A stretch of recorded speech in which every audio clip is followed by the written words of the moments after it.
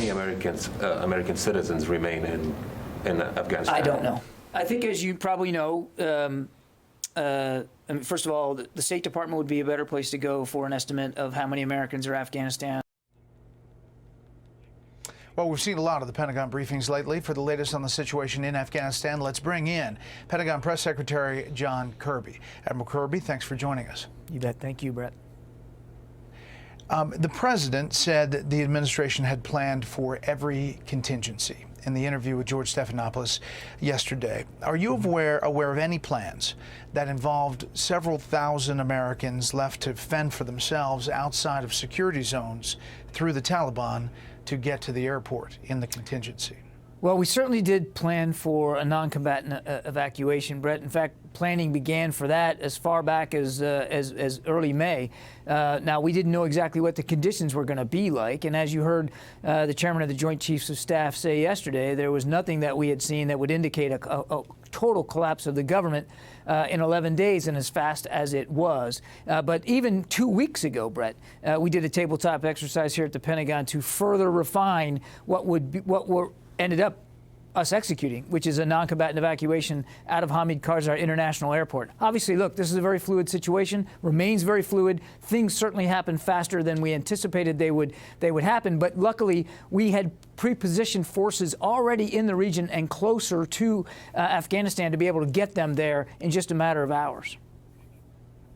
Yeah, I asked you right before we went on whether you'd seen this new Wall Street Journal reporting, which we've now confirmed, 24 State Department employees at the embassy sending a memo to Secretary of State Blinken saying that they believe the Taliban would quickly take over soon after the August 31st deadline, and that they were really concerned about evacuation and how that was going to go. You have no knowledge of that, or that it was in intel reports? I certainly wouldn't talk about intel, and I don't know anything about that cable. But what I can tell you here is at the Pentagon, certainly we were watching with alarm as district after district and then provincial capital after provincial capital began to fall to the Taliban, and we realized this was unfolding very, very quickly. I have not seen that cable, though, so I can't attest to the validity of it.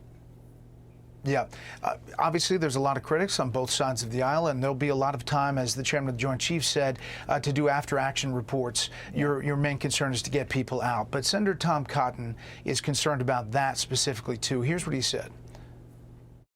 If our government can't even say how many American citizens we have, what's going to stop Joe Biden from rolling up things and flying out on August 31st with thousands of American citizens left behind? What increasingly worries me is the scenario of Tehran in 1979, when 52 hostages held by the Ayatollah paralyzed American foreign policy for more than a year. Imagine if the Taliban has effective hostage control of thousands of Americans who are stranded in Afghanistan.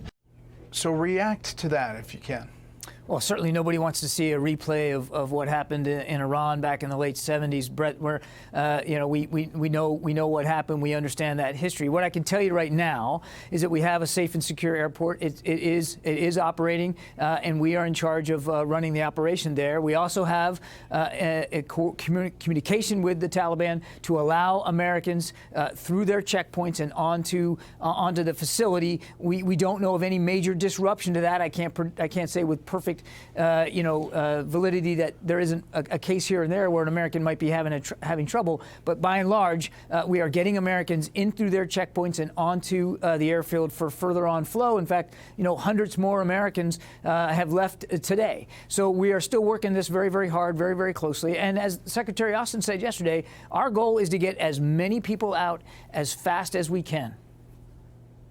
Yeah, but is there a deal with the Taliban that restricts U.S. forces to the airport? No. There's no deal that restricts forces to the airport, but, Brett, that's where the mission is. The troops are there for really two things. One, to keep that airport safe and secure for people and for flight operations, and two, to make sure that those flight operations can go as unimpeded as possible with as few delays. No, I understand, as many aircraft as we can get on. But if the British can take their paratroopers and they can get in vehicles and go get their people and get them to the airport, why can't the U.S. do that? If there is a deal with the Taliban to provide safe passage, why is it left to the Americans outside of that ring to get there on their own? Why can't we send vehicles to go get them? We We have not seen any great impediments to the safe passage that the Taliban have agreed to facilitate. Americans are getting through those checkpoints, and they are getting onto the base on the airfield, and they are being flown out of Kabul. I won't speak to potential future operations that may or may not be conducted. What I can tell you is the operation we're conducting now, and that is to keep that airfield open and running, and Americans are getting through the lines. They are getting onto planes. Does the U.S. military consider the Taliban an enemy? We're our focus right now. The thing we're working against right now is time and space, and we want to get as many people out of Kabul as we can in as little amount of time as we can. There are no hostile interactions right now between American forces and the Taliban, and we want to keep it that way.